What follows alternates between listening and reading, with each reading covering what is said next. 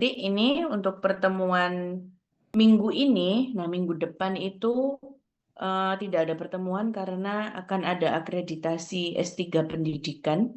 Jadi saya akan fokus di sana dulu. Jadi kemungkinan penelitian kualitatif ini akan kita bahas insya Allah hari ini tanggal 2 Mei, lalu dilanjut tanggal 16 Mei, seperti itu. Tanggal 23-nya nanti kita pakai bahas R&D, Research and Development, 23 Mei. Lalu insya Allah tanggal 30-nya itu PTK. Nah, lalu tanggal 6 itu untuk mengundi nama-nama kelompok yang akan presentasi pada saat luring. Sekaligus menjelaskan draftnya bab 3. Nah, kemarin kan Bapak Ibu sudah menulis dalam bentuk poin-poin seperti itu ya. Nah, ini akan dibantu untuk menarasikan. Jadi semoga ini bisa menunjang sempronya nanti karena bentuk UAS-nya mata kuliah metodologi ini adalah pembuatan bab 3 dari tesis Bapak Ibu sekalian, yaitu metode penelitian. Jadi sambil dicicil, semoga bebannya tidak terlalu berat, nanti jadinya bab 1 dan bab 2 dengan dosen pembimbing, seperti itu. Oke. Nah, di sini ketika kemarin sudah dibahas banyak-banyak tentang penelitian kuantitatif. Nah, sekarang kita fokus ke penelitian yang kualitatif. Di sini Nanti ada kalau berapa laki-laki orang mana yang bisa Abang kualitatif sidik nih. kira-kira penelitiannya? Kayaknya kalau kemarin bimbingan saya kok banyak yang kuanti ya. Saya, Ibu. Saya Oh, Bu Ibu. Triana kuali, ya baik. Bimbingan saya kemarin kayak Bu siapa ini? Ada Pak Jabarullah juga kayaknya. Salam. Ya, Pak Salam. Lalu siapa nih? Pak Saiful kayaknya juga kuantitatif ya. Oke, Ya, Bu. Saya Saya Ibu. kuantitatif, Bu. iya baik. Oke. Nah, penelitian kualitatif hari ini kita akan membahas tentang kerangka kualitatif untuk tesis itu sebenarnya bagaimana. Nah, ini sebagai gambaran saja karena yang kita ikuti adalah kerangka tesis yang sudah saya kirimkan di grup. Nah, di grup ini terutama kalau grup bimbingan saya ada contoh tesis. Nah, itu yang diikuti. Karena itu kan saran dari Pak Kaprodi. Tapi saya yakin semuanya seangkatan ini sudah dapat contoh yang sama, ya. Lalu Kontakku sebenarnya suka gonta. definisi penelitian Tiketnya tolong kasih saya kualitatif Bu. itu Mbak bagaimana? Kapas. Lalu Sehari malam. karakteristik utamanya apa saja yang membedakan dia Malam. dengan kuanti? Kalau nggak Diagram seminggu belum alirnya, ya tiba Mbak flow-nya pesawat. bagaimana? Jumlah Kamu partisipan, nah ini sering sekali ditanyakan, Bu, kalau liburan saya berarti ya? kuali sebaiknya saya wawancara orang berapa? Nah, itu nanti kita bahas di sini. Lalu terminologi, apa namanya, kata-kata atau istilah-istilah yang sering digunakan dalam penelitian kualitatif dan kualitas studinya itu bagaimana? Karena terkadang orang salah kaprah menganggap kualitatif aja biar gampang. Seperti itu. Padahal sebenarnya penelitian kualitatif justru kalau di jurnal-jurnal atau di luar negeri itu justru yang dihindari karena dia lebih sulit daripada yang kuantitatif. Karena kita harus mengumpulkan data dan membuat teori temuan baru dari data-data tersebut, tapi tidak boleh digeneralisir. Nah, nanti kita pelajari di sini. Seperti ini flow-nya, sama seperti penelitian kita. Nanti akan saya share PowerPoint-nya, karena kalau ini terlalu kecil ya. Kalau di PowerPoint yang sudah di-share nanti bisa dilihat sendiri. Tapi sama saja. Jadi dimulai dengan abstrak, pendahuluan, kajian pustaka. Nah, metodologi ini orang kalau di sini jangan pakai kata metodologi, Bapak Ibu bisa dimarahi nanti sama pengujinya. Kalau saya sebenarnya mau metode penelitian, metodologi, research method itu tidak masalah. Tapi dan biasanya kalau di luar memang digunakan metodologi, tapi kalau di sini disalahkan ya, mintanya metode karena antara metode sama metodologi itu katanya beda seperti itu. Lalu dianalisis, pembahasan, kesimpulan dan ada daftar pustaka seperti ini. Nah, sekarang masuk ke definisinya. Nah, kualitatif itu, jadi kalau Bapak Ibu sering mendengar penelitian ini adalah penelitian kualitatif, deskriptif, dan mereka hidup bahagia selama-lamanya, kan biasanya kayak gitu ya. Nah, jadi penelitian kualitatif itu pada dasarnya itu datanya memang deskriptif, dijelaskan, describe, ya. Bu Fitria mungkin bisa di-mute dulu suaranya, karena saya nggak, oke, terima kasih. Oke, jadi pada dasarnya dia berasal dari kata describe, menjelaskan. Jadi data-datanya itu bersifat apa yang kita temukan di lapangan, itulah yang kita laporkan. Seperti itu. menjelaskan fenomena atau menciptakan teori berdasarkan data. Nah, di sini ada kata-kata atau. Jadi penelitian kualitatif itu Bapak Ibu tidak wajib menggunakan grounded theory. Jadi misalnya Bapak Ibu mau meneliti tentang persepsi guru terhadap perubahan kurikulum, misalnya kayak gitu ya. Nah, itu cukup menjelaskan fenomenanya saja, persepsinya bagaimana, apakah guru mengalami kebingungan, dan lain sebagainya. Bapak Ibu tidak wajib membuat teori baru dari temuan-temuan kualitatif tersebut. Jadi nggak usah, nggak apa-apa. Bisa cukup menjelaskan fenomena. Data-datanya bisa bersifat verbal, ini yang sering dilakukan secara interview, atau tertulis. Jadi jangan salah, bukan hanya kuesioner saja seperti kuantitatif, tapi penelitian kualitatif juga boleh mengumpulkan data secara tertulis. Jadi misalnya Bapak Ibu tidak sempat untuk wawancara, orangnya jauh, kalau jauh masih bisa Zoom, tapi ternyata sinyalnya juga sulit. Nah, akhirnya Bapak Ibu mengirimkan email atau mengirimkan Google Form, dan di situ diisi pertanyaan-pertanyaan. Misalnya, bagaimana pandangan Bapak Ibu mengenai bedanya? Kalau verbal, Bapak Ibu bisa bertanya apakah, bagaimana. Tapi kalau tertulis, gunakan kata-kata seperti jelaskan atau ceritakan. Karena kalau ditanya itu nanti jawabannya jadi pendek-pendek. Dan kecenderungan orang itu kan males nulis ya, jadi kan memang lebih enak interview. Tapi ketika kepaksa banget harus melakukannya secara tertulis, nah itu gunakan kata-kata seperti ceritakan pengalaman Bapak Ibu guru selama mengajar 3 tahun ke belakang dengan pergantian kurikulum yang sangat cepat. Ceritakan atau jelaskan, seperti itu juga bisa. Atau bisa juga penelitian kualitatif itu tanpa pertanyaan. Jadi orang itu kita minta untuk membuat diary, buku harian, atau jurnal. Nah, itu sifatnya sangat intensif. Misalnya, selama 2 minggu ke depan, tuliskan pengalaman Bapak Ibu selama mengajar dalam 1 halaman. Nah, jadi dia bisa dibentuk tertulis seperti itu. Jadi data-datanya dalam bentuk kata-kata atau tulisan. Yang jelas cuma satu, kualitatif tidak mengolah angka. Gampangnya kayak gitu. Jadi yang diolah itu adalah data, ucapan, atau tulisan. Tidak mengolah angka. Tapi kalau kuanti itu yang diolah angka. Ya. Nah, apa saja yang boleh dikerjakan di penelitian kualitatif? Yang jelas fenomena ini boleh per kelompok. Misalnya perilaku anak usia dini, nah itu bisa. Boleh per kelompok. Karena kalau anak TK, dan kalau Bapak Ibu masih ingat itu tidak bisa diinterview. Bisanya diobservasi saja. Jadi bisa diobservasi per kelompok. Atau fenomena individu, misalnya. Itu juga boleh perseorangan. Bagaimana seorang guru menghadapi apa. Kejadian juga bisa, event. Kita menganalisis ada apa di balik kejadian tersebut. Dinamika sosial juga boleh. Perilaku juga bisa. Keyakinan ini yang sering dipakai, mereka menggunakan kata-kata belief. Jadi kalau sering baca jurnal-jurnal luar negeri, itu sering mereka menggunakan penelitian yang judulnya Teachers' Beliefs. Nah, jadi itu belief atau keyakinan. Dia lebih dalam lagi daripada persepsi. Kalau persepsi itu kan opini, pandangan. Tapi kalau beliefs itu sudah sesuatu yang diyakini. Bedanya dengan persepsi ya cuma bagaimana pendapat mengenai. Tapi kalau sudah belief itu sudah menanyakan sesuatu yang fundamental, sesuatu yang mendasar. Sifat analisisnya perlahan dan tidak linear. Jadi kalau penelitian kualitatif itu Bapak Ibu harus sabar.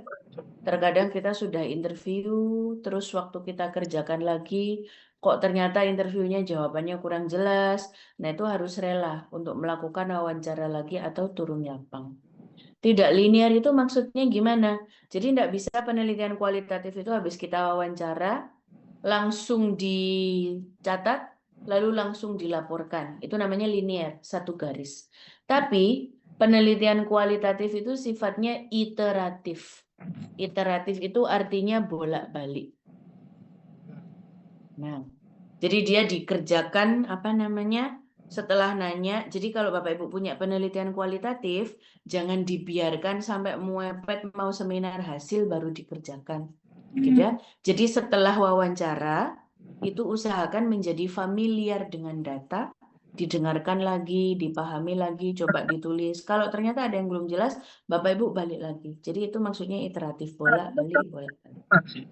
Fenomena ini tidak Makanya aku harus nyebut kualitatif. dilakukan atau ditelaah Dia secara aku nyebut kuanti sendiri-sendiri. ya, tapi Jadi bisa karena objektif itu perilaku SMA aku kan. kelompok bisa, Jadi nanti ketika dinamika wawancara guru, sosial kelompok bisa, sikapnya persepsi itu dan berubah nggak setelah individu KI bisa. Yang jelas ini pembelajaran adalah tentang orang-orang yang lingkungan. akan kita Lali analisis nggak, dan jangan itu singkli nggak materi tidak lampu, materi tidak AC. ada Aku garis tetap batas wawancara, yang jadi jelas aku gitu mix ya. up. Ini adalah Pengennya penelitian ngono. kualitatif per kelompok, tidak bisa seperti itu. Nah, per Yo, kelompok itu bukan dilihat gagal ya. Berarti apanya, artinya belum persepsinya. Jadi ini berhasil semua secara bisa kualitatifnya. digunakan Secara data, bersamaan, iya. dipakai dua di Ternyata antara dari banyak pengamatan ini, pakai beberapa satu orang ada saja yang bisa, belum mengatakan pakai tiga juga kan. boleh, dan lain sebagainya.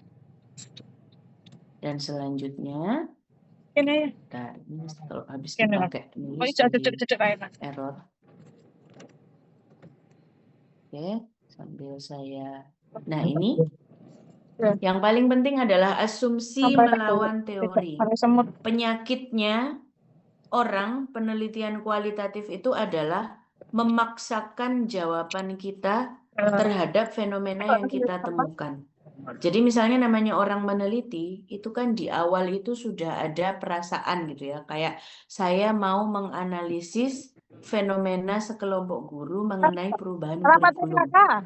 Kita sudah menduga bahwa semuanya itu pasti kesusahan, semuanya pasti mengeluh, semuanya pasti akan bilang bahwa ganti pejabat, ganti kebijakan seperti itu kan sudah ada asumsi. Tapi ternyata ketika kita turun ke lapangan, yang berpikir seperti itu hanya 1 atau 2 orang. Sisanya, oh saya sudah biasa ganti-ganti kurikulum, jadi saya sudah tidak ada masalah, saya sudah bisa menyesuaikan dengan baik dan lain sebagainya. Nah itu Bapak Ibu, ketika menulis bab 4, penelitian kualitatif, asumsi yang tadi itu harus dihilangkan. Jadi jangan memaksakan bahwa, loh kok jawabannya nggak sesuai sama harapan saya ya. Ya sudah, berarti jawaban itulah yang harus Bapak Ibu kumpulkan, lalu diolah, ditelaah, dan dipahami, dan dilaporkan menjadi bab 4. Rumusan masalahnya dan kajian pustakanya harus disesuaikan dengan apa yang terjadi di lapangan. Oh iya, masuk Nah, jadi seringkali penelitian kualitatif ini kalau saya ngecek, karena memang ketika menulis bab 4 itu kita harus bebas dari asumsi-asumsi atau apapun yang kita harapkan ada di bab 2. Dan itu membutuhkan waktu yang lama. Contohnya ketika kita mengharapkan jawabannya seperti itu, lalu di transkrip wawancara orangnya ngomong apa, tapi yang kita analisis di bawahnya, analisis kita beda. Nah itu sering saya menemukan kayak, loh Pak, ini kan bukti wawancaranya beliau tidak menyebutkan hal seperti itu, kok Bapak menyimpulkan seperti itu. Nah itu jadi masih terbawa asumsi yang sebelum turun ke lapangan. Jadi ketika di awal ini kita punya asumsi ini boleh dan wajib. Karena kalau nggak punya asumsi kan ya kita tidak akan menemukan fenomena, nggak akan menemukan masalah, gitu ya. Tapi ketika di lapangan kok asumsi kita berbeda sama yang ada di lapangan itu, data aslinya itulah yang harus dilaporkan. Jadi tidak ada ceritanya karena kita ingin membenarkan asumsi kita, lalu hasil wawancaranya yang diubah-ubah, diotak-atik, diadaptasi, itu nanti akan kelihatan. Karena hasil wawancara dengan banyak orang, hasil pemikiran dari banyak orang, itu berbeda dengan hasil pemikiran kita pribadi sebagai satu orang. Itu nanti akan sangat nampak di hasil wawancaranya itu kata-katanya Kalau saya mirip-mirip. beli sih nggak pernah Lalu jawab. seperti Tapi apa berusaha ini? Nggak ada dimasuk-masukkan tulisan ke saya. dalam rumusan masalah, itu pasti kelihatan. Tapi kalau dari banyak orang, Bapak Ibu itu harus Depannya mengolah. namanya siapa? Dari 5 orang yang saya tanya ini, mereka mengucapkan kata-kata yang beda-beda, tapi maknanya ini satu. Ternyata semuanya setuju. Nah, kata-kata itulah yang harus diikuti. Jadi kita buang asumsi anggapan kita di awal. Kalau memang benar sesuai dengan asumsi kita, ya nggak Kelas 8 apa-apa. nggak Berarti kan itu asumsi Iya kita sih, kalau betul. menurutku tuh kelas 9 Sebenarnya itu udah banget ya. memperlakukan Karena aku udah punya teman. penelitian kualitatif ini sama dengan kuanti. Berani Ada bikin hipotesis. di poin Cuma pertama bedanya satu kalau kuali ini hipotesisnya kan tidak tertulis bahwa ini Ini sama dia. signifikan atau tidak signifikan. Tapi kalau penelitian kuanti yang kita hitung tidak sesuai dengan harapan awal, itu kan sudah jelas bahwa berarti hipotesis ditolak. Nah, jadi sama seperti kualitatif. Apa yang kita temukan di lapangan kok tidak sesuai dengan asumsi, ya sudah, berarti asumsi kita ini yang kurang tepat. Kita harus melaporkan apa yang terjadi di lapangan. Itu yang dimaksud dengan asumsi Oke. melawan teori. Kelas sekarang. Kalau ternyata yang di lapangan ini kok bertolak belakang dengan teori, ya sudah, laporkan saja seperti itu. Tidak harus dipaksakan untuk sama. Ada aku isinya Justru tapi S2 itu nilainya di Iya, iya, situ. iya. Ada yang unik, ada yang beda. Nah, kalau misalnya yang Bapak Ibu temukan ini kok berbeda dengan teori orang-orang itu, maka disitulah Bapak Ibu harus menganalisis dan menciptakan teori berdasarkan data. Nah, yang balik ke poin nomor 2 tadi ya, kalau temuannya beda, kalau sama ya cukup dijelaskan saja. Disinilah integritas itu yang dicek. Makanya seringkali kalau Bapak Ibu membaca penelitian di bab 3, itu kan ada tulisan human instrument. Itu kan manusia Mbak atau Cici. peneliti sebagai instrumen. Coba Nah, lagi. berarti itu kan kehadiran peneliti, kejujuran, integritas.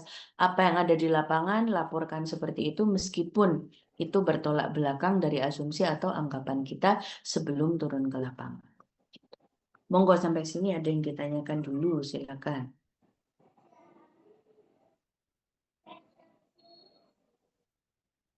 Bunda.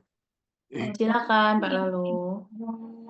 Oke, baik, terima kasih. Udah Terkait selesai. dengan ketika kita Kuliahnya tadi benar ya? ingin menggali sebuah informasi untuk mendapatkan data, jadi kadang ada dengan di dalam. apa namanya wawancara maupun Bu Nini. Pokoknya yang di bendera nggak data apa-apa. apa Oh, namanya dikunci. pengumpulan data Ya udah, dengan dulu. menggunakan form. Balik aja dulu. Untuk data atau pertanyaan-pertanyaan ini kita yang Kan buat aku udah buat. sendiri atau Ini bagaimana? udah tak sesuaiin Bu Lili nggak bisa. Dikasih jadwal Oke, juga. baik. Kita Kasih tuh. pertanyaannya Pak Lalu.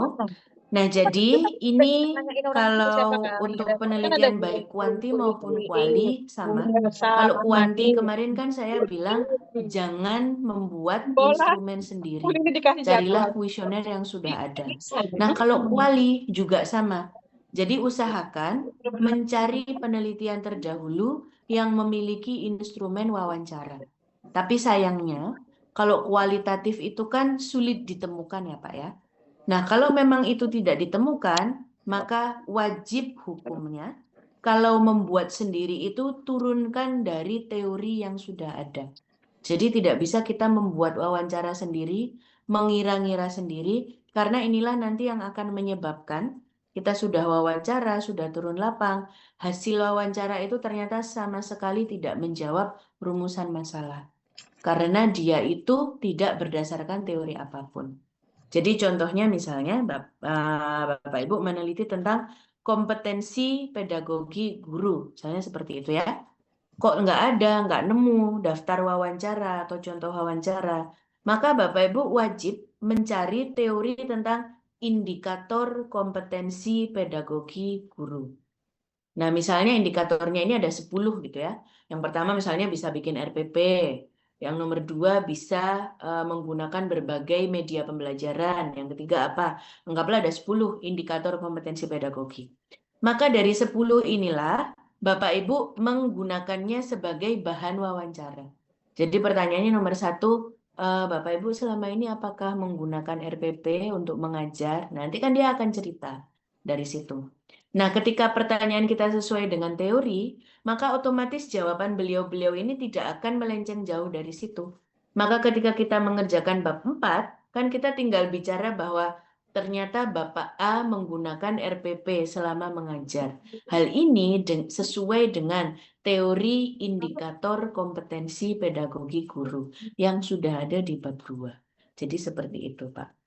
Kalau misalnya tidak menemukan penelitian terdahulu yang menggunakan yang ada contohnya gitu ya, karena kan nggak semua penelitian menyertakan lampiran atau sumber pertanyaan wawancara, maka kita harus menggunakan dari teori yang ada.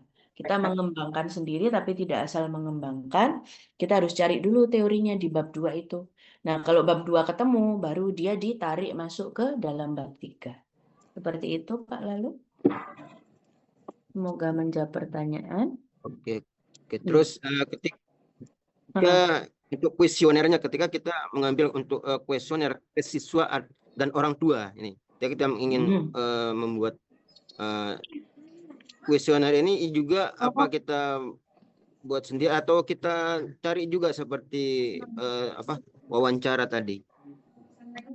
Kalau kuesioner juga harus mencari, Pak. Jadi kalau misalnya mau pokoknya intinya instrumen apapun yang kita gunakan itu harus valid. Nah, untuk mengukur validitas instrumen itu kan sulit ya, Pak ya. Tidak semua bisa melakukannya. Jadi ya memang harus dicari dari penelitian dahulu seperti itu. Terdahulu. Sama semua ya? Iya, sama Pak. Oke, terima kasih, Pak. Oke, sama-sama. Silakan. Oke, terima kasih. Monggo, ada pertanyaan lagi? Tidak ada. Saya Bunda. Oke, silakan. Gimana Pak? Ini mohon maaf mau bertanya, apakah di tesis ini perlu ditambahkan dengan kerangka berpikir atau tidak perlu Bunda? Pak Maswir, dosen pembimbingnya siapa Pak? Oh, Bu Arista. Saya. Ya. Dosen pembimbing satunya Pak Budiono. Oh bukan, oh Bu Arina, Bu Arina. Oh, Bu Arina. Bu Arina. Bu Arina sama Bu Arina sama siapa Pak? Bu Nurul. Oke. Bu Nurul, Bunda. Nah itu silahkan ditanyakan ke beliau berdua. Kalau Oh, saya iya, siap. pribadi, Ada Pak Maswir. nah gitu. Kalau Ada saya Pak pribadi saya tidak Maswir kemarin mewajibkan. diminta kerangka berpikir. Nah, jadi silahkan ditanyakan sama dosen pembimbingnya untuk kerangka berpikir ya Pak ya. Oh. Siap. Ya. Kalau anak bimbingan saya tidak wajib karena kerangka teori itu tidak terkadang ada beberapa yang penjelasannya itu sangat rumit dan daripada ditulis di situ dan menjerumuskan, kalau saya mending dihapus saja. Tapi kan tidak semua dosen kayak gitu ya. Jadi mangga ditanyakan ke pembimbingnya masing-masing. Siap. Oke. Si Bunda. Oke, silakan Bu Lira, ada pertanyaan kah? Buatan Bunda tadi Oh, buatan. menyambut Pak Oke. Maswir itu memang ada gitu. Oh, ada ya. Kalau Bu Nurul sama Bu Arina ada ya. Oh, Ya. baik. Kalau tidak ada Ya, pertanyaan, saya lanjut dulu. Saya Bu, sebentar Bu. Silakan Pak Salam, sambil saya cari ya. Oke. Menarik monggo. yang Pak Salam. tadi asumsi melawan teori gitu ya. Seandainya kan ketemu di kok tidak sesuai dengan itu. Nah, yang saya kejar ini adalah berarti perlu merubah rumusan masalahnya atau tidak ya? Oh ya, ini akan saya jelaskan setelah ini Pak. Baik, makasih. Iya, sama-sama. Dia sendiri yang data. Oke, ada pertanyaan lagi? Ya Pak, oh, kalau ini mereka atau data di sini berarti namanya Ya, mereka baik. bukan nama saya sendiri gitu ya. Nah, ini dia karakteristiknya. Datanya bersifat natural. Setiap orang memiliki pengalaman yang berbeda. Jadi jangan digiring dan juga jangan dipaksa. Tapi kita sebagai peneliti itu bisa melakukan coding.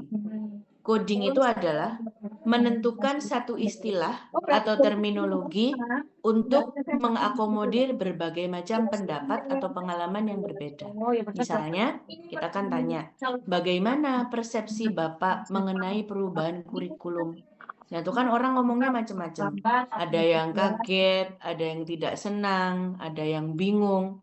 Nah, kata-kata kaget, tidak senang, bingung, ini kan semua dari Bapak Ibu sebagai peneliti. Persepsi guru mengenai perubahan kurikulum ada dua. Persepsi positif dan persepsi negatif. Yang negatif itu kumpulkan. Yang mengatakan itu tadi. Bingung dan lain sebagainya. Yang satunya gembira, sudah biasa, setuju. Nah itu kan berarti persepsi positif. Jadi dipaksa hasil wawancara itu ya laporkan apa adanya. Orangnya ngomong seperti itu ya laporkan seperti itu. Tidak perlu diubah-ubah. Loh Bu, nanti cara menganalisisnya gimana? Jadi nanti kalau di bab 4 itu, nanti akan saya berikan setelah sempro ya. Di bab 4 itu, Bapak Ibu akan kutip wawancara. Bawahnya kutipan langsung, Ibu itu harus mampu dari wawancara di atas disimpulkan bahwa menganggap, nah disitulah Bapak Ibu bisa melakukan, tapi pengalaman orang, kata orang itu harus dilaporkan secara natural adanya ganti-ganti. Nah, analisis tadi, fenomena sosial tidak dapat dipahami di luar konteks. Jadi harus ditentukan lokasinya di mana, studi site-nya di mana, karena menjadi ruang lingkup dan batasan penelitian kualitatif. Hasilnya penelitian kualitatif itu tidak bisa digeneralisir. Kalau kuantitas ada populasinya 170, maka kita bisa menganggap 30 pasti juga, karena 70%-nya itu setuju seperti itu.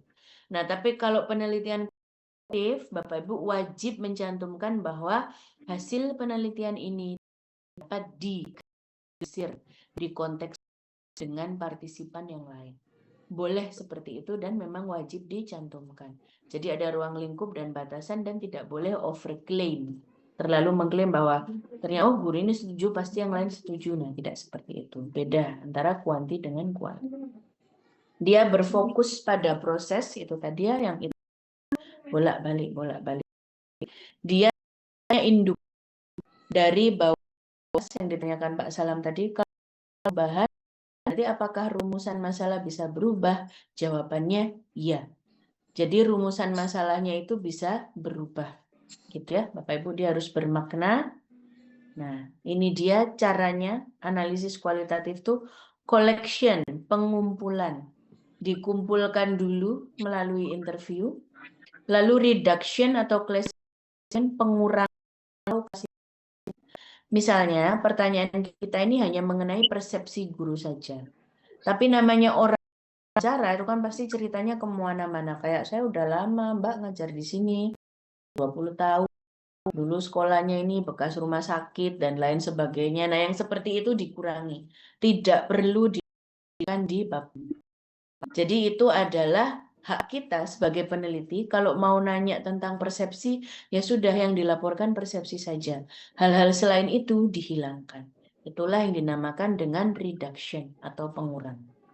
Setelah itu display, ditampilkan apa adanya itu tadi, beliau ngomong apa ya sudah ditulis persis seperti itu. Lalu yang terakhir, apa yang beliau bicarakan itu kita bantu menyimpulkan. Jadi pembaca itu nggak ditinggal, suruh menelaah sendiri hasil transkrip wawancara, tapi kita bantu untuk menyimpulkan. Dari wawancara di atas atau kutipan wawancara di atas, diketahui bahwa kita ada di situ. Dia ini open-ended, memang selalu terbuka dan eksploratory, mengumpulkan datanya tidak terstruktur. Ada beberapa contohnya melalui transkrip interview, bisa catatan observasi, dan audio dan atau video. Jadi audio saja boleh, video saja boleh, audio video bersamaan juga boleh. Jadi maksudnya dan atau itu seperti itu. Dokumen tertulis, foto dan gambar juga boleh. Data elektronik, misalnya tidak sempat interview ketemu, interviewnya lewat Zoom, itu juga boleh. Rencana pengumpulan data dan analisis, bahkan rumusan masalah dapat berubah selama penelitian. Dan itu wajar, itu tidak apa-apa, Bapak Ibu tidak perlu takut. Yang paling penting dalam mengerjakan tesis itu adalah konsisten. Jadi pembimbing atau penguji, apalagi penguji ya, penguji itu biasanya lupa rumusan masalahnya Bapak Ibu itu apa, saya jamin.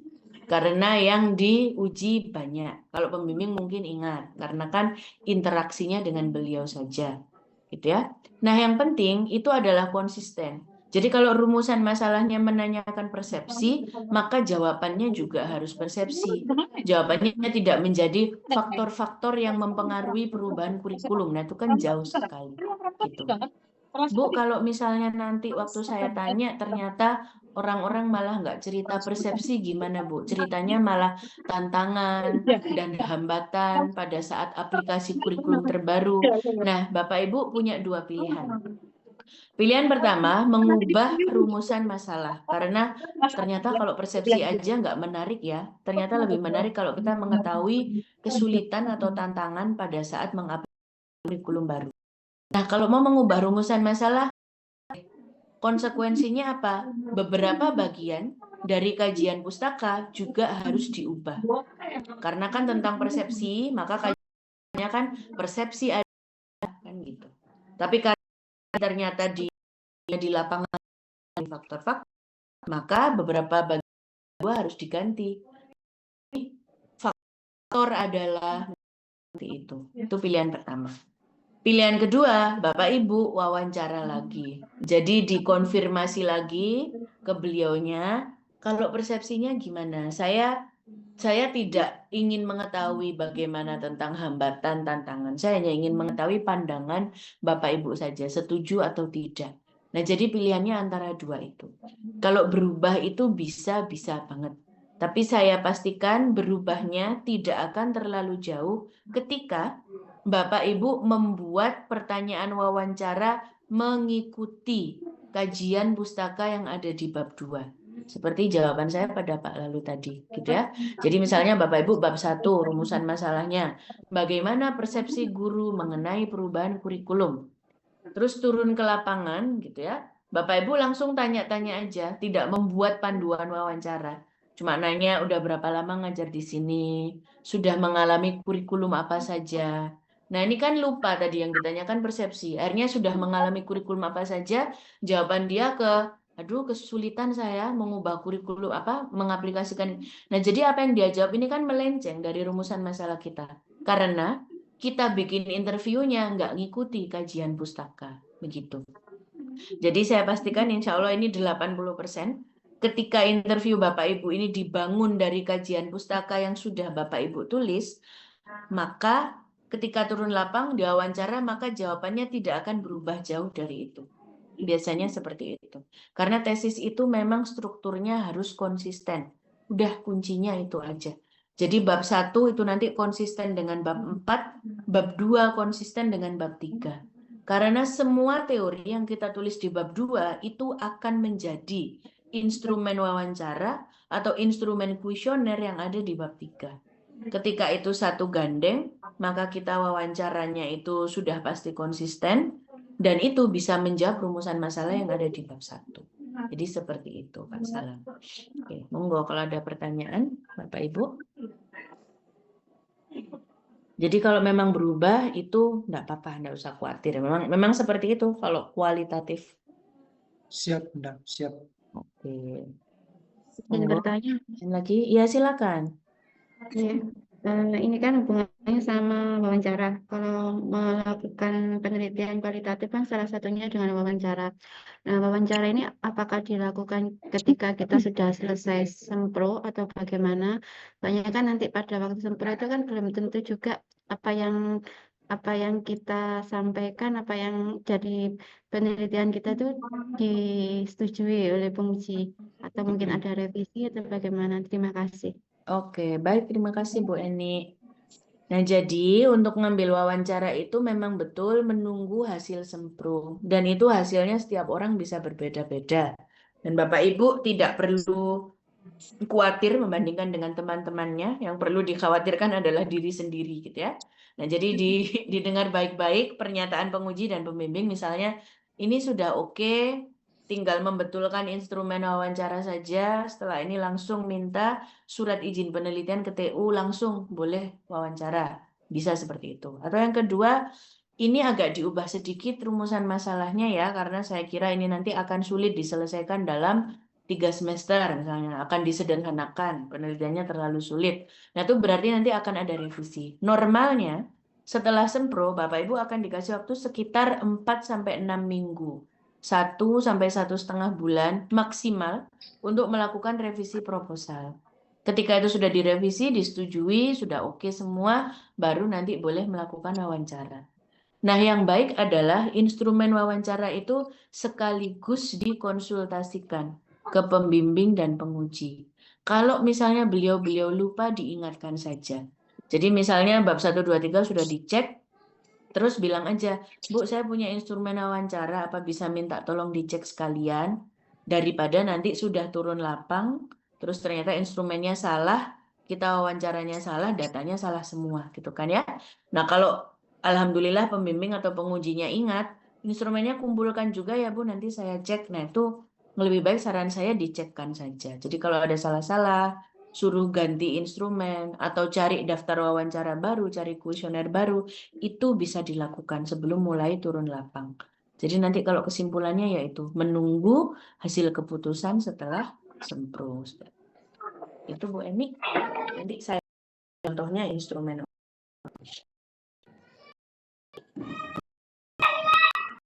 Oke. Apa ada pertanyaan lagi? Tidak ada? Oke, baik. Sini bentar-bentar. Mesti kok jadi error ya.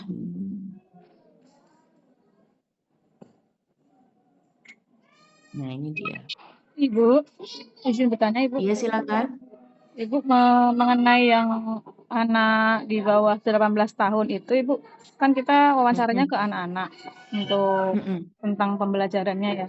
Apakah nanti kita memerlukan kevalitan dari gurunya mungkin, atau yang mungkin mengajar, atau wali kelas mungkin ya Bun, supaya ada orang dewasanya begitu Bun?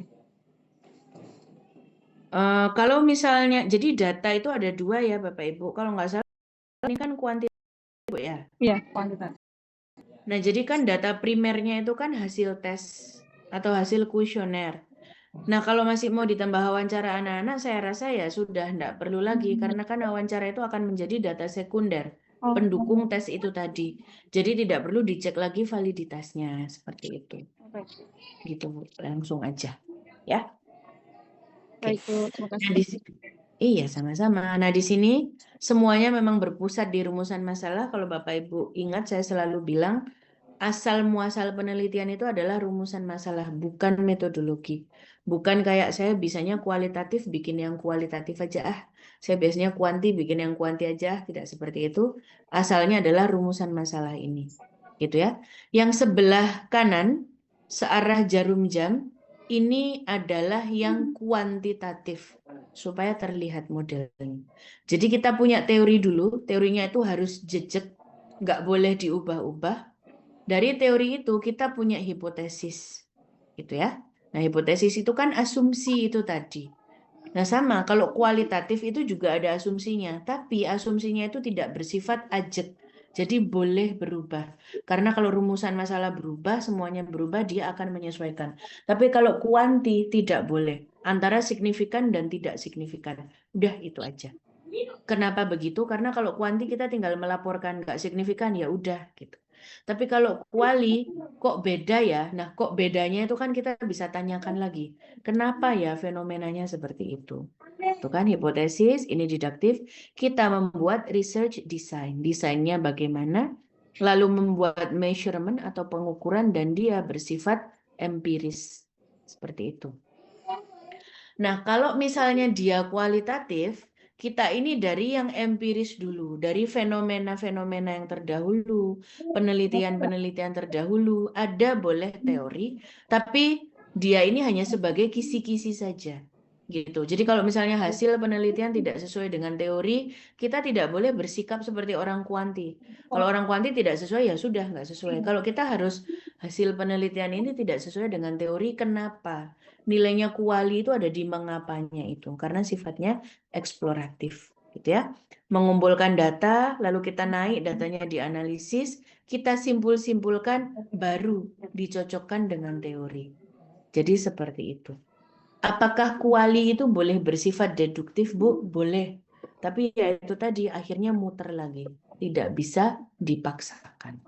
Contoh perbedaannya bagaimana? Nah, ini Kalau suka nonton film, kalau filmnya Sherlock Holmes, dia bikin teori dulu. Kayaknya malingnya ini lewat jendela deh. Karena secara teori jendelanya ini rendah, jadi pasti dia bisa loncat. Itu kan teori dulu. Lalu dia membuat hipotesis, baru diobservasi. Bukti-bukti, jejak langkah, dan lain sebagainya itu duluan. Lalu dikonfirmasi, konfirmasinya sesuai teori. Ini deduktif, berangkat dari teori dulu. Tapi kalau Dr. House, yang ini detektif kan ya, ini dia dokter. Dokter kan nggak mungkin berteori dulu, dia harus mengobservasi dulu. Nggak mungkin ada orang datang, kita langsung pasti dia masuk angin. Kan nggak ada dokter kayak gitu ya. Oke, jadi dia harus mengobservasi dulu, ibu sakitnya kenapa, pilek udah berapa hari, rasanya bagaimana, panas atau enggak, enak makan atau enggak. Jadi observasinya didulukan. Lalu dari observasi ini timbul pattern. Sama, kalau penelitian kualitatif ini kan kita melihat fenomena kayaknya orang-orang ini kok nggak setuju ya dengan perubahan kurikulum. Patternnya berulang. Setiap ganti menteri selalu seperti itu. Kan ada pola yang bisa kita observasi. Nah, kita membuat asumsi atau tentatif hipotesis. Yang ini bedakan kalau Sherlock Holmes itu langsung hipotesis. Tapi kalau Dr. House itu tentatif, hipotesisnya bisa berubah. Kayaknya sih kalau habis ini ya orang-orang akan kesulitan lagi ganti kurikulum lagi karena kan pengalamannya kemarin seperti itu. Baru bikin teori, teorinya cocokkan lagi dengan observasi. Bedanya deduktif dan induktif seperti itu. Jadi silakan sampai sini. Silakan dipahami, ini adalah langkah-langkah atau apa yang perlu Bapak Ibu pertimbangkan ketika melakukan penelitian kuanti atau kuali. Ini tidak wajib dan tidak akan ditanyakan di tesis, alurnya bagaimana gitu ya. Tapi yang penting kalau ditanya itu jadi memahami gitu loh. Kalau saya sih awalnya melihat fenomena Pak. Nah, fenomenanya itu kok berulang. Makanya saya tertarik untuk meneliti hal tersebut. Nah, kalau gitu kan kualitatif namanya. Tapi kalau kuanti, teorinya sih Pak, biasanya orang itu kayak gini.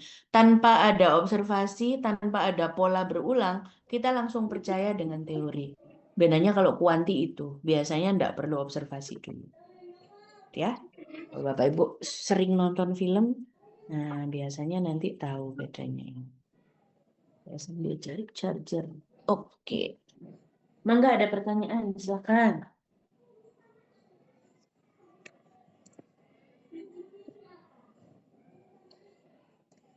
Ada? Oke. Oke, kita lanjut ya. Nah, ini dia jalannya, peta jalannya sudah ada. Dia harus transparan dan sistematik, semuanya ada di situ ya. Jadi harus objektif, reflektif. Metodenya bagaimana, data collection-nya bagaimana, ini nanti bisa diikuti. Ini modelnya semuanya kualitatif. Ini yang dinamakan dengan kerangka ini tadi yang ditanyakan oleh Pak Maswir gitu ya. Dan ini bisa dipilih salah satu mau pakai yang mana. Nah, sekarang kita ke sini ke sample size, ukuran. Ini saya bantu untuk mentranslate. Qualitative inquiry typically focus in depth on relatively small sample. Small ini artinya kecil. Jadi memang penelitian kualitatif itu yang diwawancara sedikit saja. Paling banyak pengalaman saya selama ini mewawancara 12 orang. Biasanya normal kita wawancara 6 atau 7 orang itu jawabannya sudah mirip-mirip. Nah, ketika jawaban itu sudah mirip, maka itulah yang dinamakan dengan data saturation atau saturasi data. Kalau data itu sudah mulai tersaturasi atau sudah mulai membosankan, Bapak Ibu boleh menghentikan wawancara. Nggak usah mencari orang ke 8, 9, 10, nggak perlu. Apakah boleh Bu seperti itu? Boleh sekali. Memang aturannya seperti itu. Jadi kita wawancara tentang persepsi guru mengenai kurikulum itu tadi. Kita wawancara guru kedua, ketiga, keempat, kelima. Kok rata-rata nggak setuju. Kita coba lagi ke-6, ini pasti nggak setuju. Udah 7 orang, pasti orang ke-8 ini nggak setuju juga. Ya udah, biasanya seperti itu. Kalau misalnya terjadi anomali, biasanya itu sedikit saja. Karena kan memang fenomena ini sesuatu yang bisa diamati, gitu ya. Jadi Bapak Ibu coba, kalau normalnya tuh biasanya orang 6 itu jawabannya udah mulai mirip-mirip, sudah mulai membosankan.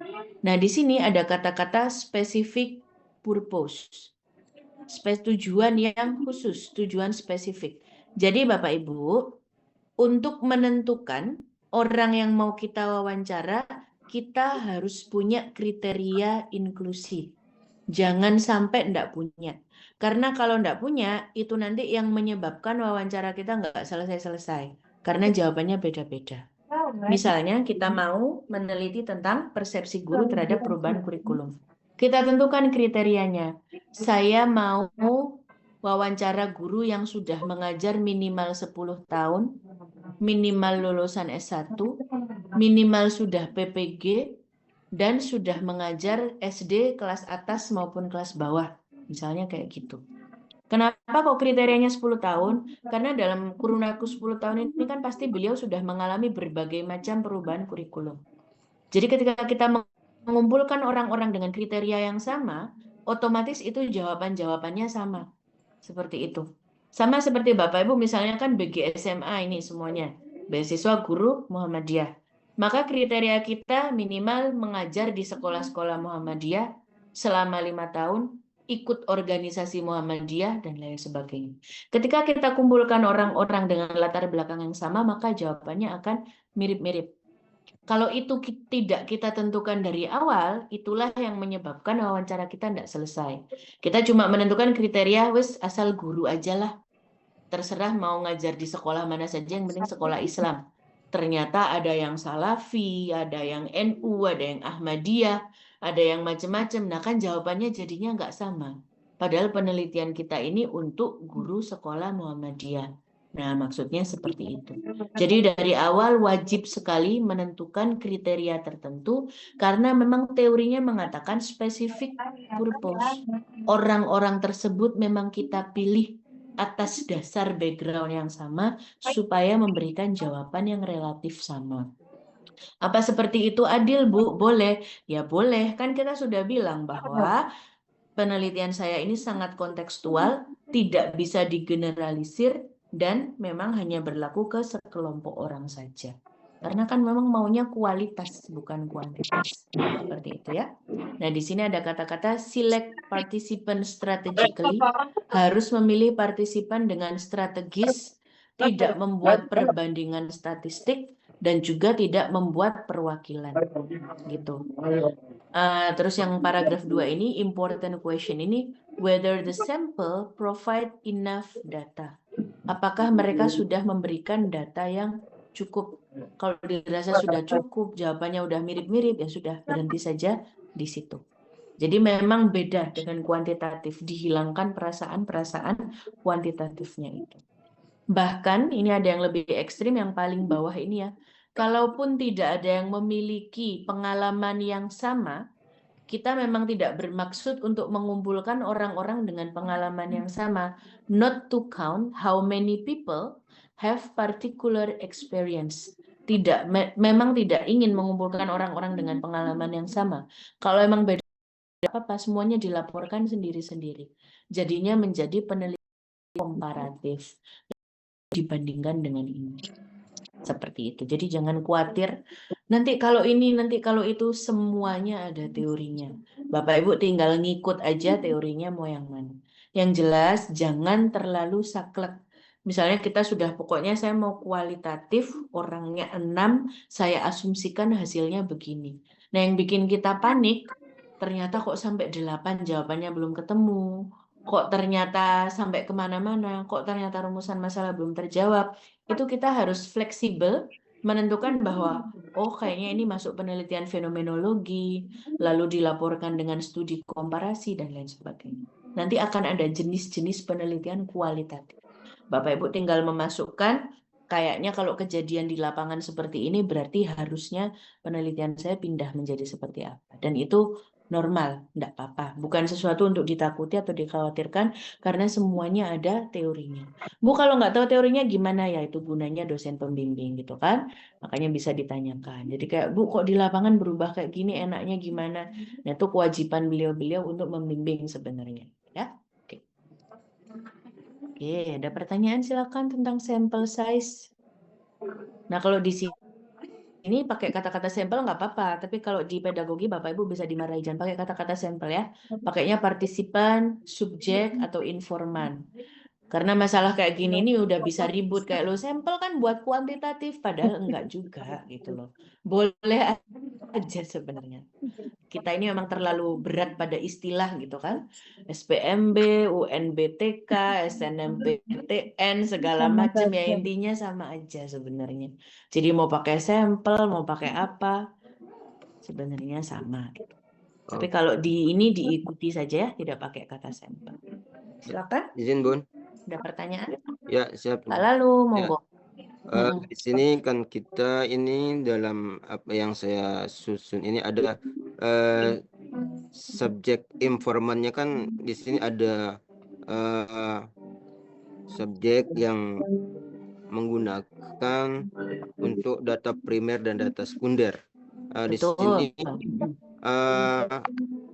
di apa yang saya rencanakan ini di sini untuk data primernya adalah wakil kepala madrasah dan siswa. Sedangkan untuk sekundernya ada wali kelas dan orang tua. Untuk yang primer ini wali kelas wakil kepala kan hanya satu orang, Bun. Yaitu yang kita untuk wawancara, dan untuk wali kelasnya kita pakai wawancara. Sedangkan untuk siswa dan orang tua ini kita pakai kuesioner tadi. Apakah bisa seperti itu, seperti yang Ibu katakan tadi kan harus 12 minimal itu. Kira-kira bagaimana itu, Bu? Sama semua, Kak. Bareng-bareng. Ini harus dilihat judulnya dulu sebenarnya Pak Lalu. Kalau judulnya ini mengenai peran kepala sekolah dalam, nah itu kan berarti kepala sekolahnya cuma satu saja. Nah, penunjangnya gimana Pak? Wakil kepala sekolah bidang kesiswaannya. Ya betul, berarti kan hanya satu saja. Nah, yang dimaksud dengan minimal itu adalah orang-orang yang sekunder ini tadi, paling tidak 12 itu maksimal, Pak. Kalau misalnya 4 saja sudah oke ya nggak apa-apa. Jadi paling nggak kita wawancara 4 orang guru, kita tanya gimana peran wakil kepala sekolah bidang kesiswaan ini. Kita ini fungsinya untuk mengecek, mengkonfirmasi apakah yang diceritakan sama Pak kesiswaan ini tadi, yang teruskan apa enggak? Teruskan alhamdulillah. yang diceritakan sama Pak kesiswaan tadi ini sama dengan yang disaksikan oleh masuk SD jadi misalnya Pak Kasis ini tadi ya, jadi kalau saya sih melakukan ini, ABCD dan lain sebagainya. Nah, kita cocokkan dengan wawancara guru ini tadi, itulah yang namanya triangulasi. Nah, ketika kita wawancara 4 orang guru aja, semuanya sudah bersaksi bahwa betul Bapak itu melakukan hal tersebut. Nah, itu juga sudah boleh, Pak. Sudah disebut valid seperti itu. Karena ini kan 3, Bu, ya. Kan 3 kelas. Jadi wali kelasnya kita pakai 3. Kemudian untuk wali muridnya 3 juga. Boleh Pak, apa-apa. Cuma kalau wawancara saya ini agak berhati-hati. Kalau misalnya muridnya ini di bawah 18 tahun, sebaiknya tidak diwawancara. Karena itu kan kalau menurut teori itu belum stabil. Sebenarnya boleh-boleh saja, tapi konsekuensinya tesisnya ini nanti tidak bisa dipublikasikan ke jurnal. Karena jurnal zaman sekarang akan minta, kalau kuesioner boleh sih Pak sepertinya. Seperti untuk siswa dan orang tuanya kita pakai kuesioner. Oke, yang jelas kuesionernya harus ada ininya ya Pak ya, harus ada dasarnya. Seperti itu. Iya Bu. Oke. Berarti kita pakai kuesioner yang sudah sudah pernah terpakai lah, kita cari yang sudah valid ya. Sudah valid. Jadi tidak boleh menggunakan kuesioner yang lain. Wah, ini kena. Kira-kira karena ini kan untuk untuk siswa yang kita ini kan siswa laki-laki, khusus siswa laki-laki yang ingin kita teliti karena terkait dengan kedisiplinannya, Bu. Ini kita ngambil purpose sampingnya kelas 2 dan kelas 3 yang jumlahnya kurang lebih ada 30-an lebih lah siswa ini yang laki-lakinya. Dari situ kita coba mengambil 25 untuk siswa, 3 orang dari wali murid, kemudian 3 dari wali kelas dan 1 dari waka, sehingga jumlahnya 36 kira-kira seperti itu. Pak, itu bisa mencukupi. Oke, saya perlu baca dulu proposalnya, lalu mungkin kita bahas pada saat kelas proposal kayaknya Pak. Soalnya ntar kalau satu-satu nanya, nah nanti jadinya materinya tidak selesai. Karena kan ada mata kuliahnya sendiri-sendiri ya Pak. Mungkin kita bahas waktu bimbingan. Oke, siap, benar. Gitu. Oke, terima kasih. Siap. Terima kasih. Oke, baik. Ada lagi pertanyaan? Silakan. Yang mengenai metodologi. Nah, jadi tadi seperti itu ya, jadi 12 itu tadi maksimal, kalau misalnya 3 aja udah cukup ya sudah, nggak apa-apa. Nah, di sini ada kata-kata piloting, Bapak Ibu boleh kalau misalnya mau melakukan ini, karena kualitatif seperti tadi yang saya tuliskan ini iteratif ya, jadi bolak-balik. Boleh melakukan geladi bersih wawancara dengan teman yang sudah dikenal, tapi beliaunya jangan dimasukkan dalam partisipan. Misalnya Pak Lalu mau wawancara tadi 3 orang guru gitu ya. Nah 1 orang guru di luar 3 tadi itu bisa dipakai latihan wawancara. Nah setelah dilatih itu Pak Lalu tanya kira-kira apa tadi yang kamu pingin jawab tapi nggak saya tanyakan. Kira-kira dari geladi bersih atau pura-pura wawancara kita ini kamu ingin saya menanyakan apa lagi. Jadi boleh seperti itu.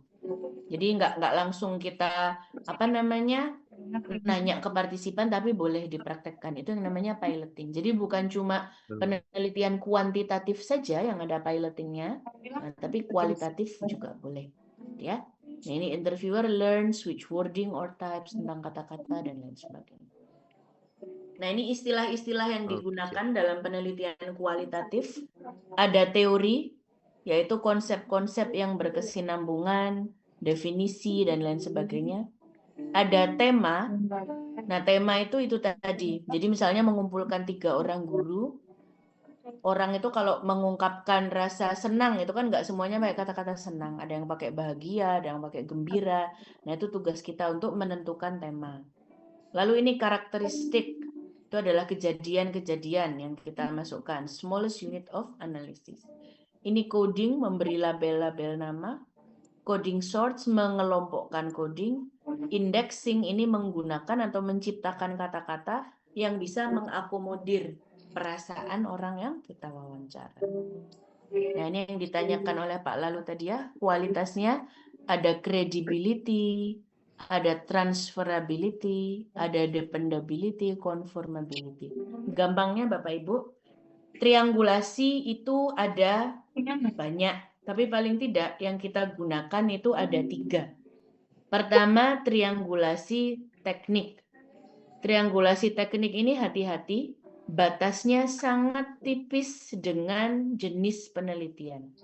Misalnya seperti Pak Lalu tadi, saya dengan teknik wawancara. Lalu saya akan mencocokkan data hasil wawancara dengan kuesioner. Ini kan namanya triangulasi teknik, mengumpulkan data dari 2 teknik yang berbeda, yaitu wawancara dan kuesioner. Itu tidak ditegaskan dengan sangat jelas di bab 3, orang akan salah sangka bahwa ini adalah mixed method, metode campuran, di mana wawancara dan kuesioner itu jadi satu. Biasanya itu kan khasnya campuran ya, atau penelitian mixed method. Kuanti, kuali dijadikan satu.